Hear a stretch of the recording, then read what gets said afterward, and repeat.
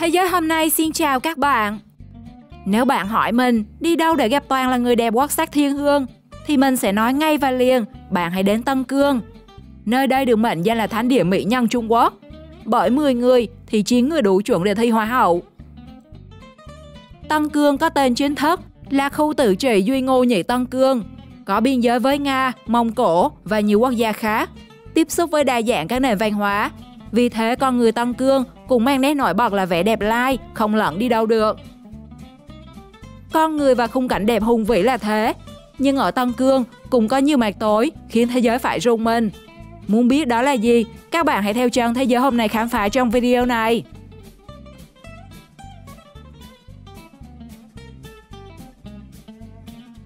Hồi giáo. Khu tự trị Tân Cương nằm ở vùng Tây Bắc Trung Quốc với hơn 25 triệu người sinh sống, trong đó phần lớn là người Duy Ngô Nhĩ và số đông dân cư tại đây theo Hồi giáo. Trong khi đất nước chủ yếu theo Phật giáo, nên Tân Cương theo Hồi giáo là điều khó chấp nhận. Bên cạnh đó, vấn đề xung đột sắc tộc tại vùng đất này vẫn là bài toán nan giải đối với chính phủ Trung Quốc. Chính vì vậy mà chính quyền Bắc Kinh đã thực hiện rất nhiều chính sách dân tộc ở Tân Cương bằng cả các biện pháp mềm và cứng rắn. Trong đó có cả chính sách mà theo nhiều quốc gia phương Tây, Trung Quốc đang thực hiện cách mà Đức Quốc xã đã làm với người Do Thái.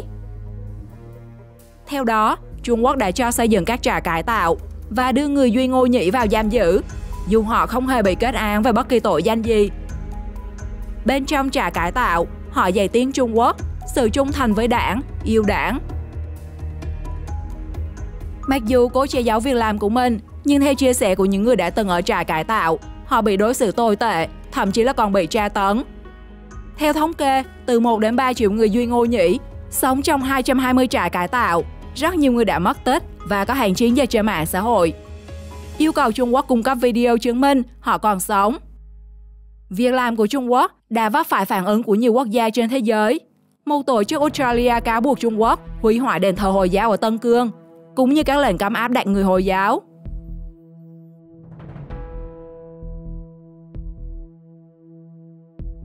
Trẻ em. Tân Cương là vùng đất thường xuyên xảy ra các vụ bạo loạn trong nhiều năm qua. Để ngăn chặn các vấn đề về tôn giáo, sắc tộc, Trung Quốc kêu gọi người dân nơi đây lấy người Hán.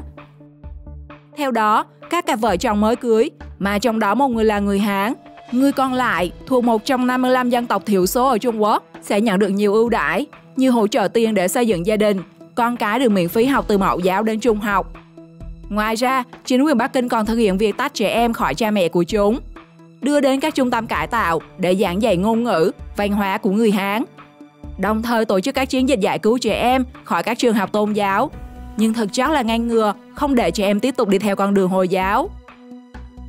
Những đứa trẻ mà có cha mẹ theo đạo Hồi cũng gặp nhiều khó khăn trong quá trình học tập và phát triển do chính sách kiểm soát của chính quyền Bắc Kinh.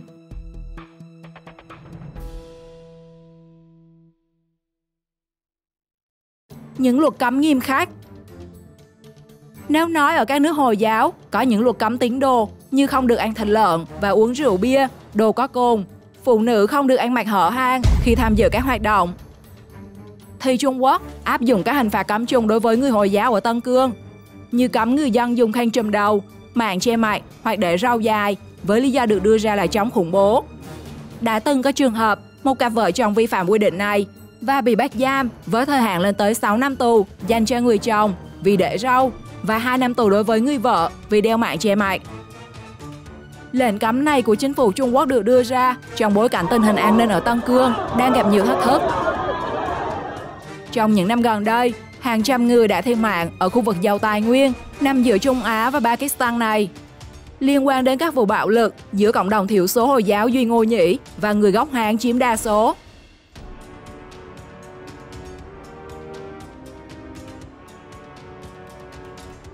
Những tập tục kỳ lạ người Duy Ngô Nhĩ. Ở Trung Quốc có nhiều tập tục rất kỳ lạ, như người dân tộc Di tại Vân Nam. Các chàng trai được phép sờ ngực các cô gái một cách thỏa thích trong tháng cô hồn.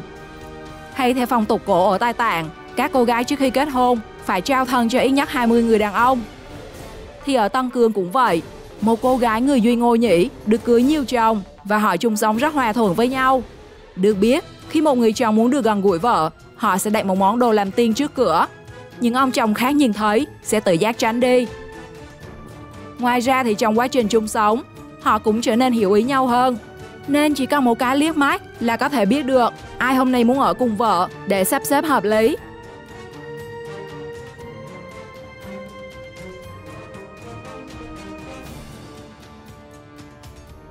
Trừng phạt những người ủng hộ người duy ngô nhị Tân Cương. Khu vực Tân Cương từ trước đến nay luôn nằm trong tầm kiểm soát chặt chẽ của chính quyền Bắc Kinh. Chính vì vậy mà mọi hoạt động giúp đỡ hay ủng hộ đối với người Hồi giáo duy ngô nhị Tân Cương sẽ vấp phải sự phản ứng rất dữ dội của Trung Quốc. Điển hình vào năm 2019, cựu tuyển thủ quốc gia Đức Mesut Ozil đã viết một bài thơ bằng tiếng Thổ Nhĩ Kỳ trên mạng xã hội Twitter để ủng hộ người duy ngô nhĩ. Hành động này của Ozil đã vấp phải sự phản ứng mạnh mẽ từ chính quyền và người dân Trung Quốc. Cũng từ đó, Mesut Ozil đã biến khỏi bản đồ bóng đá thế giới.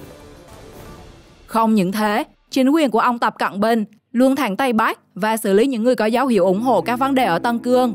Các nước phương Tây đã cáo buộc Trung Quốc vi phạm nhân quyền khi cưỡng bức người duy ngô nhĩ lao động trên các đồn điền và giam giữ họ trong các trại cải tạo. Để giúp họ, người Mỹ và châu Âu đã đưa ra các lệnh cấm nhập khẩu đồ sản xuất tại Tân Cương như bông, cà chua, polysilicon vì nghi ngờ có lao động cưỡng ép. Nhưng chính cái gọi là giúp đỡ về nhân quyền của Mỹ và các quốc gia cũng làm cho cuộc sống người Tân Cương càng khó khăn hơn. Ngoài những điều đó, ở Tân Cương còn rất nhiều điều thú vị. Các bạn hãy cùng Thế giới hôm nay khám phá tiếp nhé!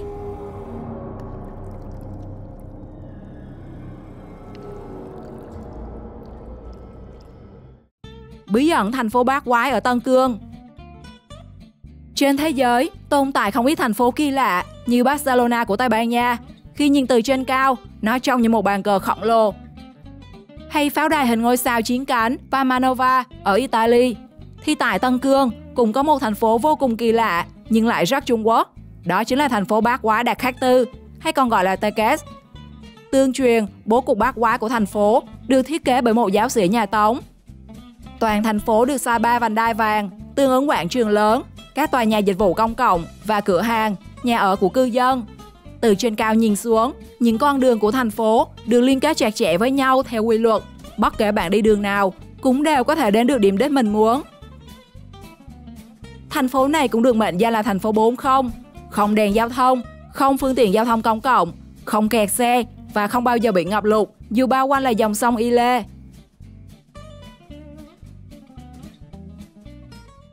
Thành phố ma quỷ. Tân Cương vốn là vùng đất có diện tích khá rộng, nên hiển nhiên nó sẽ ẩn chứa rất nhiều điều kỳ lạ. Trong đó phải kể đến thành phố ma quỷ Moguchen. Mặc dù không một bóng người, nhưng nơi đây luôn náo nhiệt bởi vô số âm thanh kỳ lạ.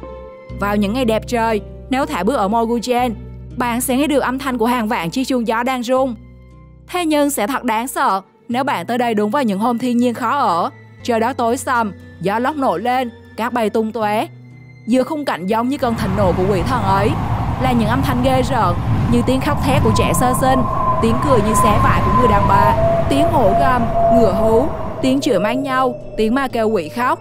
Tất cả những âm thanh náo động như thể có cả một thành phố lắm người nhiều ma đang hiện diện. Nó có thể khiến bạn như đang lạc trong địa ngục.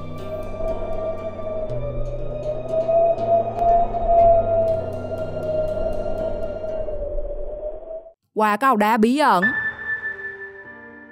Tại núi Bách Đáp ở Tân Cương, các chuyên gia địa chất thủy văn đã bất ngờ phát hiện rất nhiều viên đá tròn ở các sườn đồi. Những quả bóng đá này có kích thước khác nhau, loại nhỏ thì bằng quả bóng bàn, loại lớn có đường kính 1 hoặc 2 mét. Đặc biệt, một số quả cầu đá dường như có tay mọc lên từ mặt đất. Các nhà khoa học đã phải đào sâu đến tận 2 mét để lấy nó lên. Sau khi được cắt ra, người ta tìm thấy trong đó hóa thạch thực vật và cả những loại đá cổ. Thậm chí có người cho rằng đây là món quà từ những vị khách ngoài không gian, bởi khu vực núi Bách Đáp được ghi nhận là từng có UFO xuất hiện. Một số học giả lại cho rằng chúng liên quan đến việc cúng tế thời cổ đại. Tuy nhiên, đây chỉ là những suy đoán, và vì tồn tại của những quả cầu đá đến nay vẫn khiến các nhà khoa học đau đầu.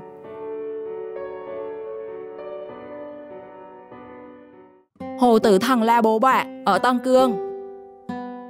Với cái tên biển chết, Hồ La Bố Bạ nằm ở khu tự trị Tân Cương, Duy Ngô Nhĩ. Hiện giờ là một phần của sa mạc Gobi với rất nhiều cỏ dại. những dòng nước rầm rì và nhiệt độ mùa hè có thể lên tới 70 độ, khiến cho không loài chim nào dám bay ngang qua đây. Tại khu vực này đã lưu truyền rất nhiều những câu chuyện bí ẩn với những vụ mất tích và những cái chết tang thương. Năm 1980, nhà khoa học Trung Quốc Bành Gia Mộc đã mất tích khi ông đi thám hiểm vùng đất này. Thi thể của ông tới nay vẫn chưa được tìm thấy. 16 năm sau, vào năm 1996, nhà thám hiểm Dư Thuần Thuận cũng đã thiệt mạng khi đang tìm cách băng qua hồ. Một điểm đáng lưu ý là La Bố Bạc chính là khu vực thử nghiệm thành công quả bom nguyên tử đầu tiên của Trung Quốc vào năm 1964. Ngày nay, ba chữ La Bố Bạc đã không còn đơn thuần là tên của một vị trí địa lý, mà còn mang theo nó là một màu sắc bí ẩn, huyền ảo. Huấn luyện ngỗng làm cảnh vệ ở Tân Cương. Nói đến cảnh vệ, chắc hầu hết mọi người đều hình dung đến một đội khuyển cảnh gồm những chú chó tranh cừu Đức, loài voi có thể dễ dàng tóm gọn mọi tội phạm. Thế nhưng ở Tân Cương lại khác, thay vì chọn chó, cảnh sát lại đặt niềm tin vào ngỗng vì chúng khó bị đầu độc, lại có thính giác cực nhạy vào ban đêm. Ngoài ra, không giống những chú chó làm công việc canh gác một mình, loài ngỗng thường đi theo nhóm, khiến tội phạm khó có thể vô hiệu hóa chúng. Ngay cả khi tác chiến một mình, những binh sĩ ngỗng cũng rất anh dũng trong chiến đấu. Chính vì lẽ đó mà cảnh sát tỉnh Tân Cương đã có hàng chương trình tuyển chọn và huấn luyện đội quân ngỗng làm cảnh vệ, với mục đích giảm tội phạm ở khu vực nguy hiểm nhất Trung Quốc này. Sau khi xem video, điều gì ở khu tự trị Tân Cương làm bạn ấn tượng nhất? Hãy cho mình biết câu trả lời của bạn trong phần bình luận. Xin chào và hẹn gặp lại!